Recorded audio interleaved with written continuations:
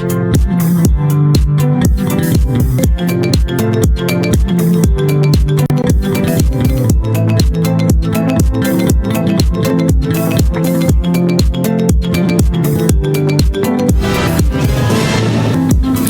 réformes minières au service de la souveraineté. Le secteur minier connaît une profonde mutation portée par des réformes ambitieuses et des initiatives innovantes en faveur du développement inclusif. Nouveau code minier, contenu local et promotion des compétences nationales. Retour sur les avancées enregistrées au cours des 5 années de transition. Secteur du livre, pilier de la transmission du savoir et de la préservation du patrimoine. Malgré une production nationale dynamique, le livre malien reste confronté à de nombreuses contraintes. État des lieux d'un secteur en quête de renouveau. Dans la région de Gao, le commerce et la consommation du criquet comestible connaissent un essor remarquable soutenu par les vertus nutritives reconnues de ce produit prisé des populations. Où que vous nous suivez, merci d'être avec nous. Bonsoir et bienvenue dans cette édition. L'an 5 de la transition, le secteur minier malien se distingue par d'importantes réformes visant à renforcer la souveraineté économique nationale. Entre l'adoption du nouveau code minier, la promotion du contenu local et des initiatives comme le projet Mentora Mine, les autorités entendent faire davantage bénéficier les Maliens des ressources de leur sous-sol. Reportage de Nyanya Aliou Traoré et de Namouri Diabaté.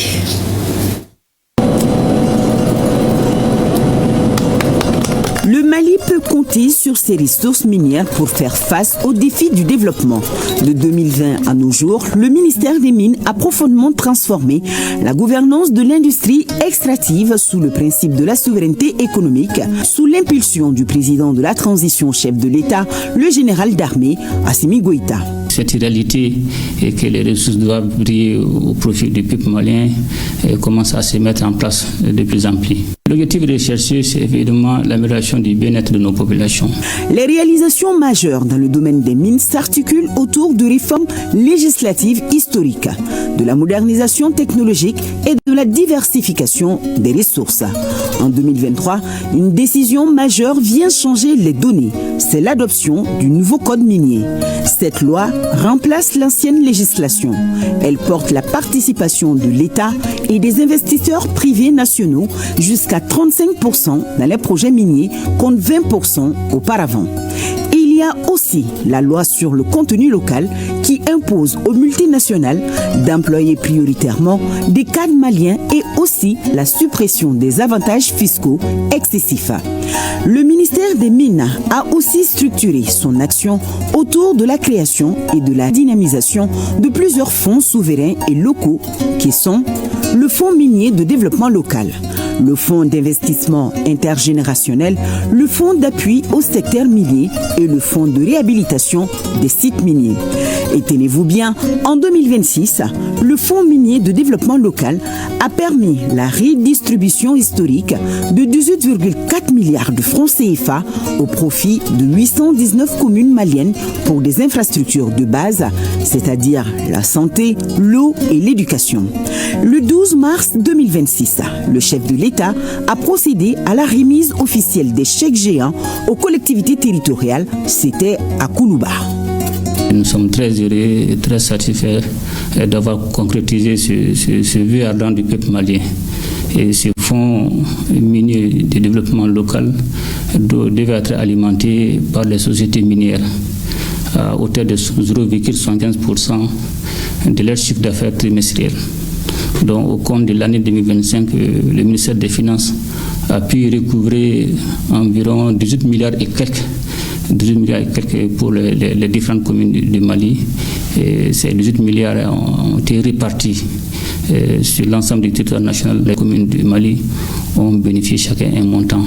Cette initiative prouve une fois de plus, à notre égard, votre engagement en faveur du développement local harmonieux dans l'intérêt exclusif des Maliens.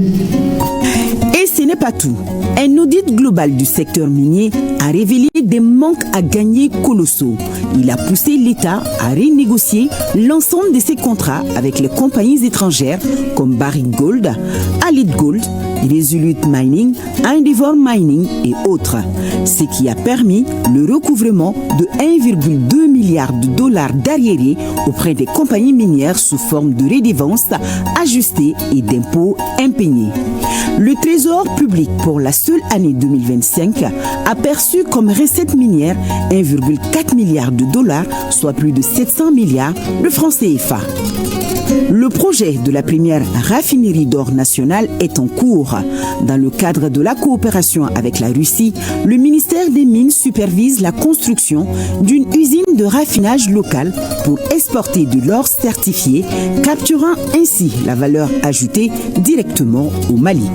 Le lancement officiel de la construction de la première grande raffinerie d'or nationale du Mali a eu lieu le 16 juin 2025. Cette pose de la première pierre est un moment important de la réalisation des aspirations légitimes du peuple malien pour une industrie minière au service du développement national. Elle répond en écho à cette volonté de souveraineté retrouvée dans notre pays avec la réalisation de cette raffinerie pour rendre la pleine puissance de sa production aurifère. Il faut enregistrer une entrée dans l'ère du lithium. Le suivi du projet de la mine de lithium de Goulamina permet au Mali de devenir l'un des pionniers africains de la transition énergétique mondiale grâce à ce minerai. Aussi, le projet de lithium de Bougouni constitue la deuxième exploitation du lithium entrée en production au Mali. Les autorités de la transition ont pris l'engagement de concrétiser les aspirations profondes du peuple malien, de faire du secteur minier un moteur de développement économique dans notre pays. La mise en marche de la mine de l'usine de Goulamina est le résultat des grandes réformes entreprises dans le secteur minier dans notre pays. Le département vient de lancer en avril 2026 le cadastre minier qui intègre déjà 631 titres miniers enregistrés. Le système est directement relié aux plateformes financières de la Direction générale des impôts et du Trésor public. Il élimine la superposition frauduleuse de permis et accélère le traitement des demandes. Les autorités de la transition vont encore plus loin dans le cadre de la réforme du secteur. Elle crée la brigade spéciale des mines. Toujours dans l'optique de mieux sécuriser les sites et les intérêts du pays, il faut désormais compter sur le commissariat chargé des activités minières, l'Office malien des substances précieuses, la Société de patrimoine minier, la Société de recherche et d'exploitation des ressources minérales du Mali. Le Mali présent sur la scène minière internationale. Notre pays a participé à la 32e édition du Forum africain Mining Indaba qui s'est tenu du 9 au 12 février 2026 à Cape Town, en Afrique du Sud. Sur place, l'objectif restait clair, rassurer les marchés mondiaux sur la stabilité de son nouveau modèle économique. L'éthique comme socle de la citoyenneté et de l'engagement chez les jeunes. C'est autour de ce thème qu'une masterclass a été organisée à l'université Bazo à l'intention des étudiants. Animée par le ministre chargé de la jeunesse et son homologue de l'enseignement supérieur, cette initiative vise à promouvoir les valeurs civiques et à contribuer à la formation d'une jeunesse engagée au service de la nation. Le point avec Boubacar Babletouré. Les étudiants de l'université Bazo à l'école des ministres en charge de la jeunesse et son collègue de l'enseignement supérieur. Comme cadre, une masterclass qui a regroupé autour d'eux des centaines d'étudiants de l'établissement. En véritables pédagogues, ils ont entretenu ces apprenants sur le thème éthique comme socle de la citoyenneté et d'engagement chez les jeunes. La question d'éthique, elle est très importante, elle s'applique à tout le monde. Ils doivent comprendre que même au niveau des universités, ils ont un rôle, ils ont des décisions, des bonnes décisions à prendre. Et cela s'applique partout, que ce soit au niveau des examens qu'ils doivent faire, que ce soit au niveau des actes de citoyenneté qu'ils doivent poser à l'intérieur de l'université, dans leur communauté, dans leur propre famille. L'exercice qui a duré près de 2 heures d'horloge, marqué par des échanges entre les apprenants et les hôtes du jour, a permis d'édifier plus d'un sur l'importance de l'éthique. Cette rencontre elle a été très enrichissante parce qu'elle nous a rappelé que pour être utile dans la société, il doit être accompagné d'éthique, de valeurs et d'engagement. On a retenu beaucoup de choses, surtout dans le domaine des droits, les droits qu'on doit respecter dans la société. On a compris aussi ce qu'on doit faire pour que le pays avance. Ce cadre, au dire du chef du département de l'enseignement supérieur, est une manière pour les plus hautes autorités de façonner le nouveau Malien. Notre jeunesse a besoin de connaître tout ce qui s'est fait en termes de réformes, en termes de travail gouvernemental, en termes de transformation de notre pays, en termes de risques auxquels la jeunesse même est exposée. Il faut que tout cela soit clairement exposé. Il est très important, n'est-ce pas, donc de sillonner toutes ces universités. L'exercice en question, au dire du ministre, sera étendu à d'autres établissements.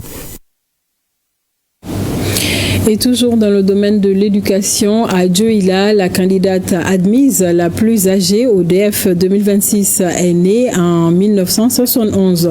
Pour sa toute première participation à l'examen, Mariam Diabaté, présidente de l'Union locale des productrices de beurre de karité, décroche son diplôme après avoir interrompu ses études en 7e année.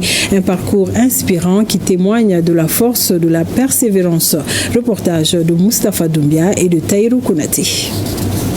C'est une quinquagénaire qui est la candidate la plus âgée admise au diplôme d'études fondamentales 2026 au compte de l'Académie d'enseignement de Dioïla. Diabaté, Mariam Diabaté, 55 ans, s'est présentée comme candidate libre au DF au compte du Centre d'animation pédagogique de Dioïla.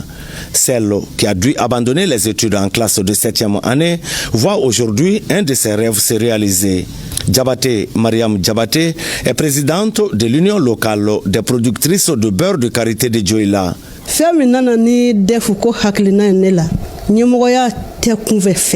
Ma motivation pour le DF est liée à mon rôle de présidente dans ma coopérative. Nous participons à des foires au niveau national et international. Donc, il faut un minimum de niveaux. Cela est indispensable pour faire avancer les activités de la coopérative. C'est aussi bénéfique pour ma famille et moi. Ce que je peux dire aux autres, c'est qu'on peut s'instruire à n'importe quel âge et je n'entends pas m'arrêter là. Le courage et la détermination de Mariam Diabaté sont salués par les membres de sa coopérative, mais aussi par sa famille. Je suis très satisfait du résultat de mon épouse. C'est un projet que j'ai soutenu compte tenu de ses activités au sein de sa coopérative. L'Académie d'enseignement de Dioïla félicite Diabaté, Mariam Diabaté pour sa réussite qui doit servir de leçon à plus d'un. Ça, c'est une première depuis que je suis là. Et nous profitons également pour remercier tous les candidats admis au DF cette année. Et nous encourageons aussi ceux qui n'ont pas eu la chance cette année de passer à cet examen. Selon les informations fournies par la division de l'Académie en charge des examens et concours, le plus jeune candidat admis de la région est Khalifa Dambélé, âgé de 13 ans. Il a composé au compte du Cap de Massigui à 80 km de Dioïla. Pilier de l'éducation et de la culture, le livre joue un rôle essentiel dans la transmission du savoir et la préservation du patrimoine au Mali, malgré une production nationale dynamique. Le secteur du livre fait face à de nombreux défis qui entravent son développement. Plus de détails dans ce dossier signé Mariam Koulibaly et Sidi Modibo Dambélé. À la Bibliothèque nationale, le nombre de livres s'élève à 22 500. Les 2/3 de ces capitales littéraires sont produits par les nationaux. Au titre de la loi de 1985 régissant le dépôt légal, nous recevons tout ce que les Maliens publient. Donc, ce qui veut dire que les Maliens écrivent sur leur réalité, ils écrivent sur nos coutumes, nos us. Donc, le fonds de la Bibliothèque nationale couvre alors la culture malienne.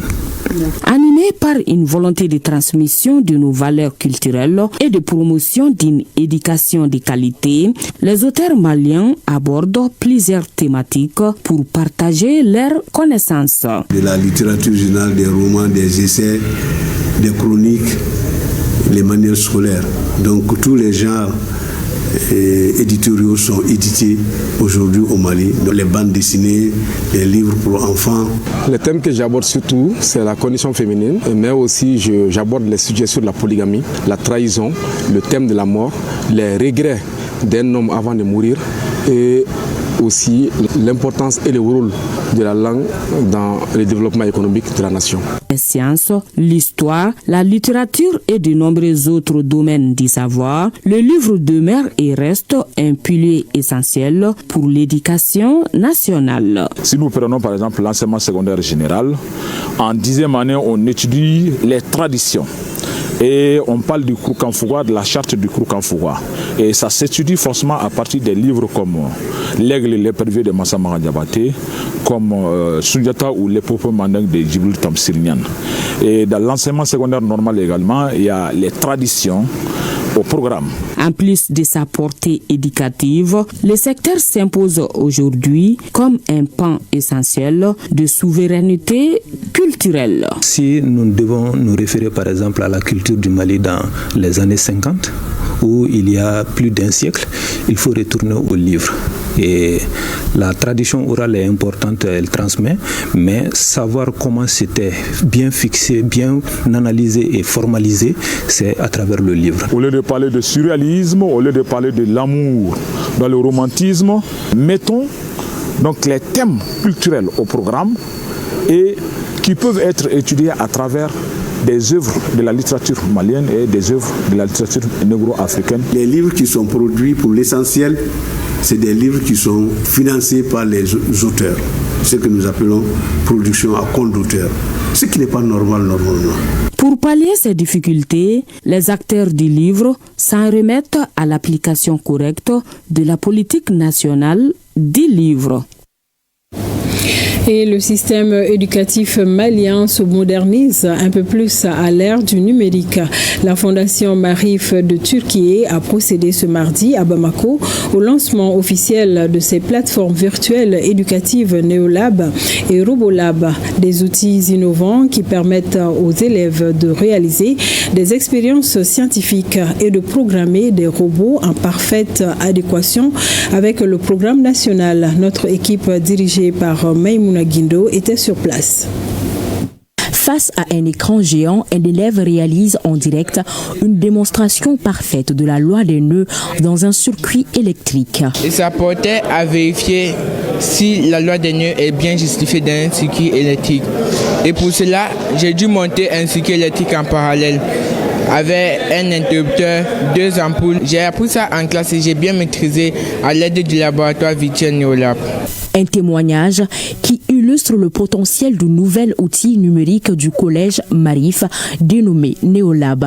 Son objectif est d'offrir à chaque élève malien un accès gratuit et égalitaire à des outils d'expérimentation de pointe alignés sur le programme national.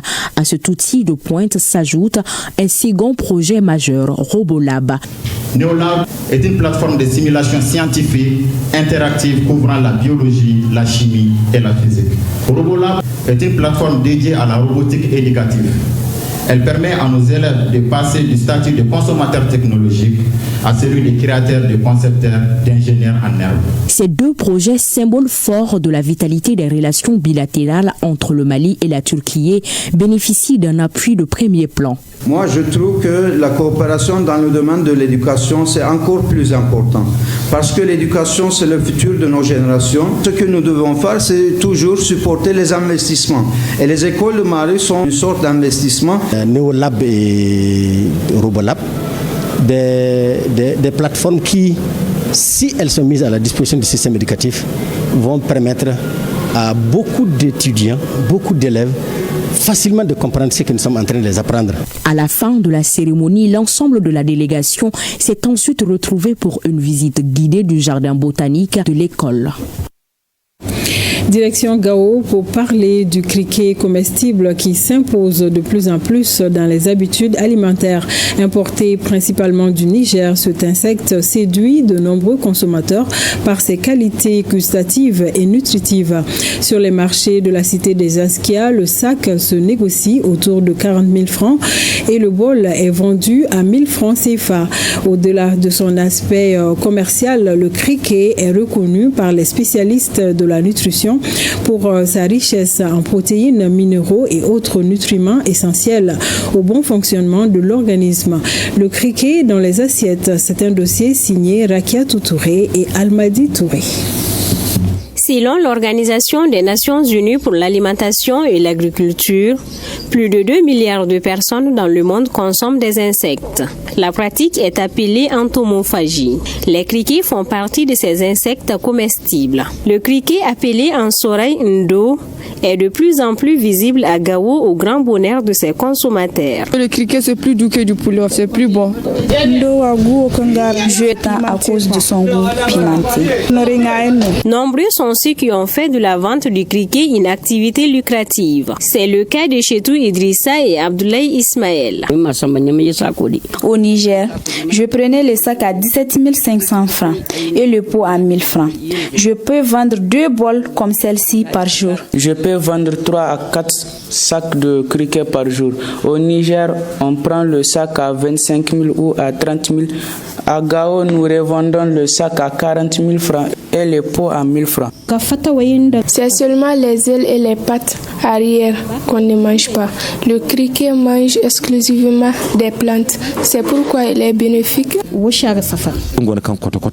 Il y a des personnes qui souffrent de grippe sévère. Dès qu'ils consomment les criquets crus, ils guérissent. C'est un médicament pour plusieurs maladies. Le criquet est une source de vitamines, de minéraux et de protéines. Sa consommation est très bénéfique pour la santé selon les spécialistes. Les criquets sont riches en fer, en zinc, et en magnésium et même en calcium. Et la teneur en protéines est largement supérieure à celui de la viande de bœuf. Il peut beaucoup aider à réduire la malnutrition, que ce soit chez les enfants de moins de 5 ans, que ce soit chez les femmes enceintes et allaitantes. Il peut être ajouté aux aliments quotidiens que nous consommons.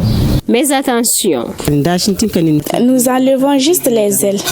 Ensuite, on le cuit avec de l'huile. Après quelques temps de cuisson, nous l'assaisonnons avec de l'ail, des cubes d'oignons et de piment. Ce que nous allons conseiller à ce niveau-là, c'est d'éviter de les frire à l'huile, même s'ils le font, de le réduire beaucoup. Les criquets issus des traitements de pesticides, lorsque les gens consomment ces criquets-là, ils peuvent être intoxiqués. Il y a cet aspect-là. Lorsque le criquet également est mal cuit, également, il peut amener des problèmes de gastro-entérite et d'autres problèmes de santé. Il est donc important de prendre conscience de l'importance du respect des normes d'hygiène dans la récolte et la préparation des criquets pour préserver la santé des consommateurs. Dans le cadre de la quinzaine de l'environnement, le projet de restauration des terres dégradées et la faculté d'histoire et géographie ont organisé une conférence débat autour de 2 thématiques majeures, la crise climatique et les solutions pour un avenir plus sûr et plus résilient et l'aménagement et la gestion de l'espace pastoral. Sogona Kamisoko. 2 panélistes pour développer 2 thèmes. Le premier traite la crise climatique et les solutions pour un avenir plus sûr, plus résilient. Et le second thème explique comment aménager et gérer l'espace pastoral. À travers cette conférence, le projet de restauration des terres dégradées et la faculté d'histoire et géo veulent impliquer les jeunes universitaires à la recherche de solutions aux défis liés au changement climatique. On a organisé à leur intention pour sensibiliser au mieux ces étudiants dans la protection de l'environnement, dans les questions de changement climatique. L'avantage est qu'ils vont gérer à leur niveau et ils vont permettre aux autres également de mieux gérer l'environnement. L'initiative s'inscrit dans le cadre de la 27e édition de la quinzaine de l'environnement. Elle est soutenue par la Banque mondiale. Investir dans la jeunesse, dans la recherche et dans la sensibilisation est indispensable si nous voulons inscrire les changements dans la durée. La Banque mondiale demeure engagée aux côtés du Mali pour soutenir définir des solutions qui combinent restauration des paysages, développement local, résilience climatique et création d'opportunités économiques. Les espaces pastoraux constituent un patrimoine économique, écologique et social majeur dont la préservation est essentielle pour l'avenir de nos communautés rurales. Je me réjouis particulièrement que cette réflexion se déroule dans un cadre universitaire. En marge de la conférence, les initiateurs ont procédé à la plantation d'une dizaine de pieds d'arbres dans la cour de la dite faculté, une manière pour eux de faire comprendre au public que la protection de l'environnement est une affaire de tous. Tenue d'un atelier de 2 jours pour renforcer les capacités des acteurs de la chaîne de la procédure pénale, cela face à la poursuite galopante des fléaux comme la criminalité transnationale organisée, la traite des personnes et le terrorisme. La formation placée sous la direction de l'administration de la justice vise à outiller les acteurs du domaine aux lois nationales sur les conventions internationales. Le point avec Ali Djoumatina. Face aux conséquences de la criminalité transnationale organisée, la traite des personnes et le terrorisme, les mécanismes de répression doivent également être centrés sur le plan judiciaire. Il est ainsi nécessaire d'harmoniser les pratiques judiciaires face aux nouvelles techniques criminelles et renforcer la coopération nationale et internationale entre les acteurs de la chaîne pénale, d'où la tenue de cette session organisée par l'Organisation internationale des droits du développement en collaboration avec la Direction nationale de l'administration de la justice. Vous êtes le dernier rempart contre l'impunité. La loi vous confie la lourde mais noble tâche de qualifier ces crimes, de poursuivre leurs auteurs et de rendre justice aux victimes. Votre rôle est stratégique pour briser la chaîne financière et logistique de ces réseaux criminels. Cependant, pour appliquer efficacement les lois nationales et les conventions internationales, il est indispensable de s'approprier des mécanismes opérationnels existants. La traite des personnes et la criminalité transfrontalière constituent aujourd'hui des défis majeurs pour nos États. La justice est appelée à jouer un rôle déterminant dans la prévention, la poursuite et la répression de ces infractions. Le présent atelier s'inscrit dans cette dynamique. Il vise à renforcer les capacités des magistrats en matière d'identification des cas de traite des personnes, de protection des victimes. Financé par l'ambassade des Pays-Bas au Mali, le présent atelier se veut un levier efficace pour lutter contre les fléaux.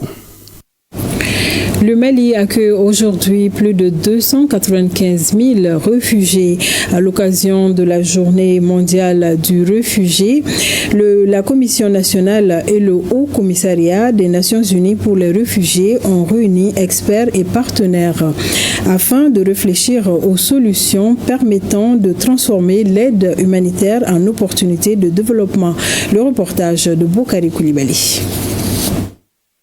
Au 31 mai 2026, le Mali accueillait plus de 295 000 réfugiés selon la Commission nationale chargée des réfugiés. Au-delà de l'urgence humanitaire, un défi s'impose. Comment transformer cette protection en véritable levier d'autonomisation? Réfugiés, experts et partenaires de la CNCR et du HCR croisent leurs regards pour identifier des solutions durables. L'idée aujourd'hui, c'est comment les accompagner dans cette dynamique d'autonomisation pour qu'ils puissent eux-mêmes se prendre en charge. Donc c'est l'occasion pour nous d'échanger autour des différentes problématiques et aussi de voir quelles solutions appropriées on peut adopter pour que les réfugiés puissent bénéficier d'un meilleur environnement de protection. Cette table ronde co-organisée par la CNCR et le HCR a permis de mettre en lumière les obstacles économiques, juridiques et sociaux auxquels les réfugiés sont confrontés. Les échanges ont débouché sur des recommandations concrètes pour renforcer leur autonomie et réduire progressivement leur dépendance à l'aide humanitaire. Premièrement, c'est que le droit des réfugiés doit être reconnu. Et deuxièmement, c'est d'encourager encore les réfugiés à prendre beaucoup plus d'initiatives, à mettre mettre tout leur potentiel au service du développement local. Cette rencontre réaffirme qu'au-delà de l'assistance, l'enjeu est de redonner aux réfugiés les moyens de reconstruire leur vie. Un appel est ainsi lancé aux partenaires et au pouvoir public pour faire de leur inclusion et de leur autonomisation une priorité durable. Dans la région de Kidal, la 7e région militaire a procédé à une remise de vivres au profit des personnes vulnérables du cercle d'Anefif. Ce don vise à apporter un soutien aux populations en situation de précarité. Reportage de Sidi El Medi Ag Al-Bakar. En 8e région administrative, le cercle d'Anefif bénéficie de la solidarité des femmes. Le commandant de la zone de défense numéro 7, le colonel Ataher Meiga, a procédé à une remise de vivres au profit des populations les plus vulnérables. Cette initiative de solidarité vise à renforcer les liens entre les forces de défense et les communautés à la base. Cette action est une instruction de la haute hiérarchie militaire, à savoir le ministre de la Défense et des anciens combattants, le général d'armée Assimi Goïta. Cette action militaire vise à renforcer les excellentes relations que nous avons avec la population de Anefif, mais aussi aider cette brave population résiliente à faire face aux défis, aux difficultés du quotidien en termes d'alimentation. Je profite de l'occasion pour rassurer les populations que notre mission première reste leur protection, eux et leurs biens. Au-delà de sa mission régalienne de défense de l'intégrité du territoire national, l'armée malienne s'affirme comme un véritable vecteur de cohésion sociale à travers ses actions de proximité, son assistance aux populations vulnérables et son engagement aux côtés des communautés. Je les remercie beaucoup parce qu'aujourd'hui ils ont fait trop de choses qui est bon. Je suis tellement content. Avec les pauvres gens qui sont là, ils sont donné le riz, ils sont donné l'huile, ils sont donné le sucre. Ça, c'est quelque chose qu'on a 3 ans maintenant. Chaque fois, il fait ça là. Donc vraiment, je les remercie beaucoup. Par sa présence sur l'ensemble du territoire national, l'armée malienne rapproche les citoyens autour des valeurs républicaines de solidarité, de patriotisme et de fraternité. Chaque initiative en faveur des populations témoigne de sa volonté de servir la nation dans toute sa diversité et de consolider les liens entre les différentes composantes de la société malienne. Cap sur la Venise malienne, le président de la transition a procédé à une importante remise de vivres et d'une aide financière en faveur des victimes de l'attaque terroriste du 25 avril dernier. Ce geste de solidarité vise à soutenir les blessés ainsi que les familles des militaires et agents des forces de défense et de sécurité tombés pour la patrie. De Mopti, Boubacar Sankaré et Souleymane Tebsouki. Les blessés et les ayants droit des victimes des attaques du 25 avril 2026 disent merci au président de la transition. Ils viennent en effet de bénéficier de 15 tonnes de vivres et de 9 millions de francs CFA. Ce geste du chef suprême des armées témoigne de la reconnaissance de la nation envers les hommes et les femmes qui œuvrent quotidiennement pour la sécurité du pays. Ce geste symbolise la réponse concrète des autorités de la transition qui manifestent leur soutien indéfectible à nos héros et à leurs familles. J'exhorte vivement toutes les bonnes volontés, les opérateurs économiques et les citoyens à emboîter le pas aux plus hautes autorités. Les bénéficiaires, pour leur part, ont exprimé leur gratitude pour cette marque d'attention qui vient renforcer leur morale et leur détermination dans l'accomplissement de leur mission. Mon général, à travers ma voix, veuillez transmettre notre plus grande reconnaissance au président de la transition, le général d'armée Assimi Goïta, à tout son gouvernement pour ce geste combien humanitaire. Le 25 avril. Je tiens à exprimer nos sincères remerciements à l'endroit du président de la transition. La remise de ces dons vient à point nommé et soulage grandement les menaces des militaires. Cette marque de soutien de la plus haute autorité de l'État fortifie notre morale et nous rappelle que la nation se tient fermement aux côtés de ses défenseurs. Auparavant, une minute de silence avait été observée à la mémoire de toutes les victimes civiles et militaires tombées le 25 avril dans la région de Mopti.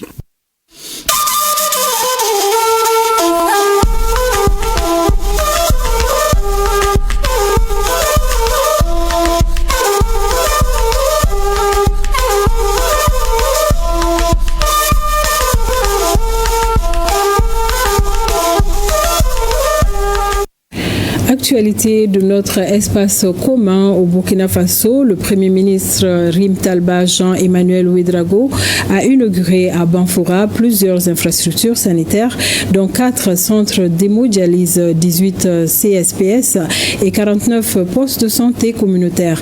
Ces réalisations visent à améliorer l'accès aux soins et à renforcer le système de santé national. Reportage de Bamakan Dabiré, Siriki Milogo et Kadou Romenki.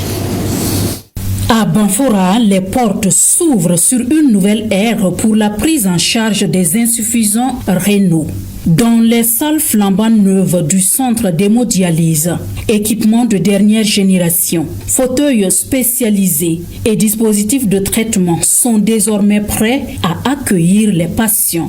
L'inauguration de cette infrastructure par le Premier ministre marque également le lancement simultané des activités des centres d'hémodialyse de Dédougou, Dori et Fadangourma. Ce que le Burkina fait en matière de traitement rénal mérite d'être souligné. Cela va même au-delà de nos capacités financières. C'est un engagement politique, c'est un engagement humain, c'est une volonté de sauver des milliers de malades. La joie que nous ne pouvons pas imaginer, les dépenses indues que nous faisions pour nous rendre à Bobo, qui n'avaient rien à voir avec la charge les charges directes concernant les médicaments. Au-delà de l'hémodialyse, c'est toute une chaîne de soins qui se renforce. 18 centres de santé et de promotion sociale et 49 postes de santé communautaire sont mis en service dans les régions du Guiriko, des Tanouya, du Nazinon et du Goulmou. La première des priorités, c'est évidemment le retour de la sécurité partout au Burkina Faso. Mais évidemment, nous n'oublions pas dans la marche de la révolution progressiste populaire la question de l'amélioration significative des conditions de vie des populations. Et en la matière, la santé est une des grandes priorités définies par le camarade président du Faso. Et je pense qu'au-delà du discours, cette priorité se décline en réalisation visible, pragmatique sur le terrain. Réalisé pour un coût de plus d'1 milliard, 200 millions de francs CFA, les 4 centres d'hémodialyse permettront d'offrir près de 45 000 séances supplémentaires chaque année, portant la capacité nationale à plus de 200 000 séances annuelles.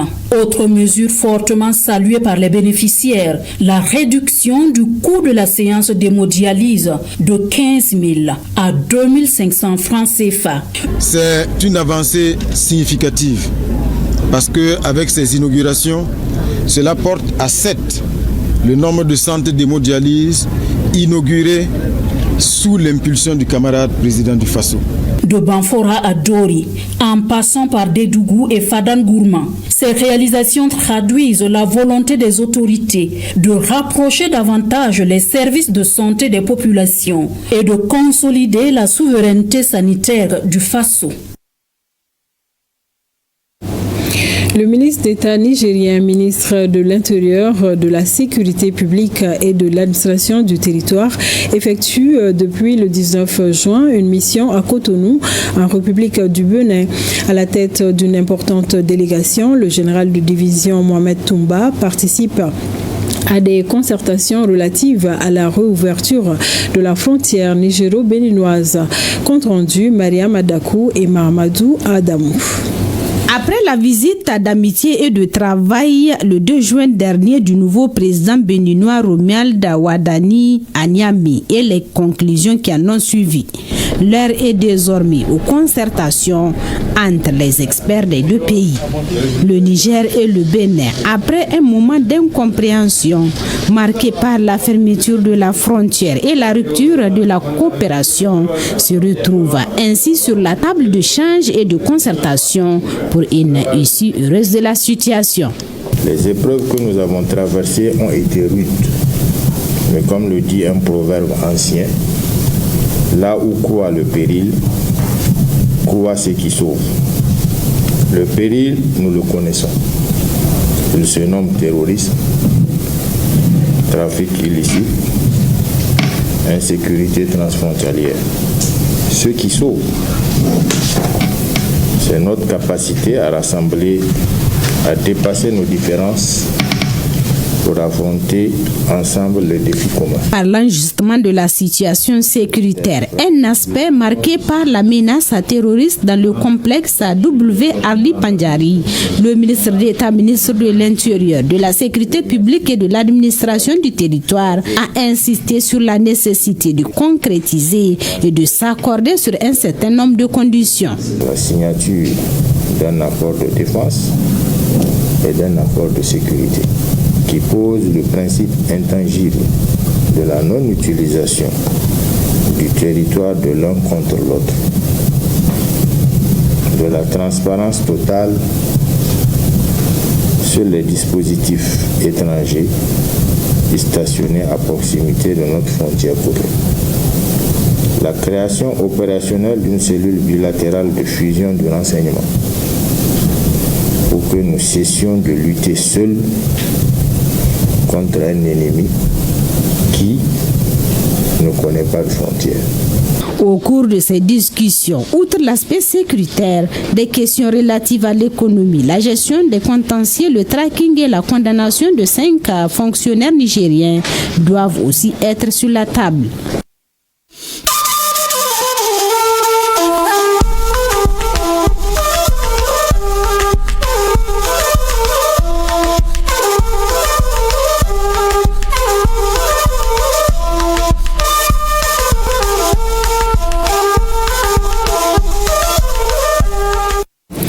Et nous sommes à Bamako. Le réseau Niessikiso a tenu les assises de sa 29e Assemblée générale ordinaire. Malgré un contexte difficile, l'institution a relevé de nombreux défis en 2025. Au programme de cette session, l'adoption des rapports d'activité et financiers, la présentation du budget 2026, l'élection des nouveaux dirigeants, entre autres, nous dit Mohamed Sangari. Fidèle à sa tradition de transparence, la direction générale du réseau Niessikiso a tenu sa 29e Assemblée générale ordinaire. C'est sous des acclamations nourries que les délégués venus de toutes les régions et du district de Bamako ont salué les performances de l'exercice 2025 présenté par la nouvelle directrice générale. Malgré un contexte économique difficile, l'Union Niessikiso a su relever avec succès les défis majeurs qui se dressent devant elle. Au cours de l'exercice 2025, les faits saillants qui peuvent être retenus sont au niveau de Niessikiso, l'élaboration et l'adoption des plans d'affaires sur la période 2026-2030 dans toutes les entités du réseau Niessikiso, tant au niveau des caisses qu'au niveau de l'Union. Une augmentation satisfaisante du niveau des adhésions des sociétariens et de l'encours d'épargne. L'encours total des dépôts des membres, c'est-à-dire l'épargne immobilisée, est passé de 18 milliards en 2024 à 21 milliards en 2025, soit une croissance de l'épargne, du niveau de l'épargne de 17% sur la période. Outre ses performances financières, le conseil d'administration de l'Union s'est également illustré par des actions concrètes en faveur du réseau. D'importantes décisions d'orientation ont été prises dans le cadre des activités de la gouvernance du réseau Niessikiso, permettant une amélioration continue de la performance des entités. Les initiatives de solidarité de la Caisse ont ainsi été particulièrement mises à l'honneur. L'engagement citoyen de la structure au sein de la commune 4 a notamment été vivement salué par le conseil communal du 4e arrondissement. Je tiens à vous adresser mes sincères félicitations et je vous encourage à poursuivre vos efforts dans cette dynamique et à accorder une attention particulière aux défis liés à l'amélioration durable de la rentabilité économique, au renforcement de la capitalisation de l'ensemble des entités du réseau. Les régions et les agents qui se sont distingués par l'excellence de leur travail en 2025 ont reçu des prix et des certificats de mérite. L'Alliance Mali-Taniè-Amata s'est rendue à Sibi pour sensibiliser et inviter la population au respect des mesures interministérielles qui suspendent la circulation des motos de cylindrée 125 cm et plus. L'accès de certaines forêts à ces engins était donc au menu des échanges. La population sensibilisée s'engage à relayer le message. On fait le point avec Douranché Diakité et Sambou Diakité.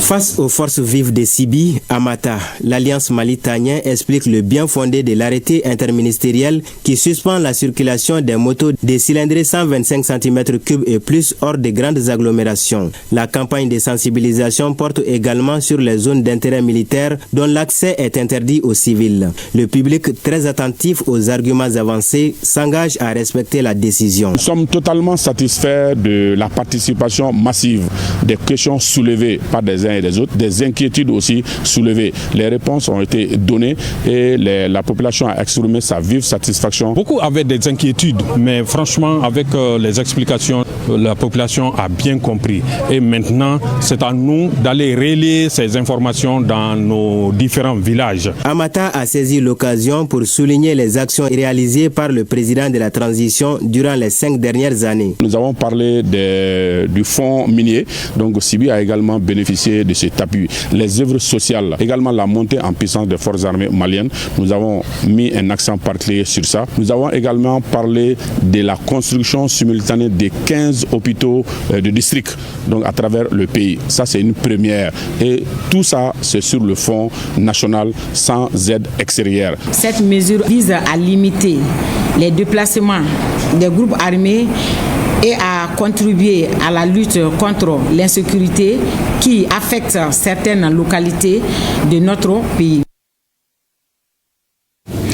À suivre ce soir, après Défense citoyenne, l'émission Débat questions d'actualité qui porte sur la 27e édition de la quinzaine de l'environnement qui a pris fin le 17 juin dernier ici au Mali et qui a été marquée par plusieurs activités visant à sensibiliser les populations aux enjeux écologiques et à promouvoir les bonnes pratiques durables pour minimiser les effets néfastes du changement climatique.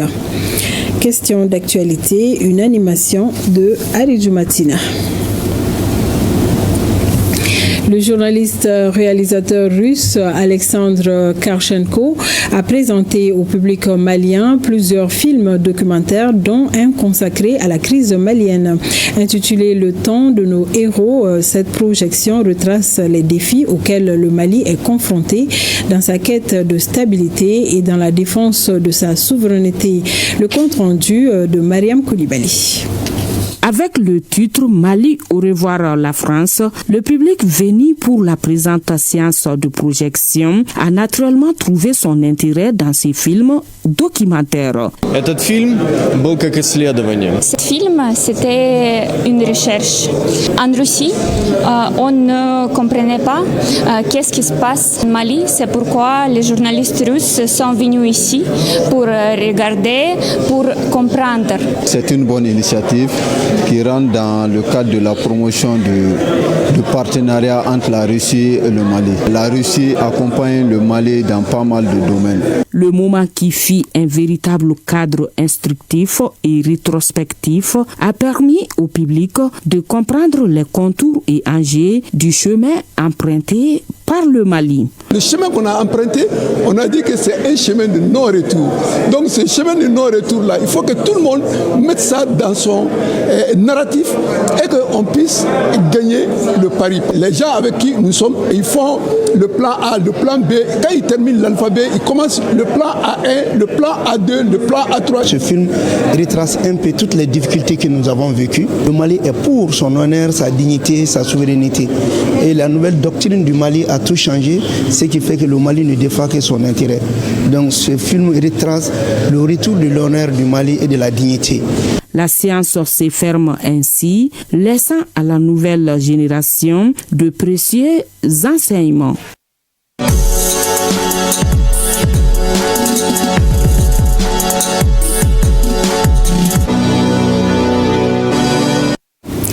20h Week-end et Abdul Karim Kaba est arrivé sur ce plateau. Bonsoir. Bonsoir Mme Kone, bonsoir à tout le monde. Et la Coupe du Monde 2026 au compte de la deuxième journée des poules à suivre sur le réseau ORTM, le match Uruguay-Cap-Vert. Oui, Miami sera le théâtre d'une première historique. L'Uruguay, double champion du monde, croise le fer avec le Cap-Vert pour la deuxième journée du groupe H. Un duel inédit entre la Céleste et les Requins bleus, puisque on va suivre tout à l'heure donc sur ORTM 2 et la chaîne 2. Autre rencontre du jour, au sonnet du soir, groupe G, la Nouvelle-Zélande jouera contre l'Égypte, ce sera à partir de 1h du matin. Dans le groupe J, l'Argentine en découdra avec l'Autriche, ce sera demain à partir de 17h. Le groupe I, la France jouera contre l'Irak à 21h, ce sera demain.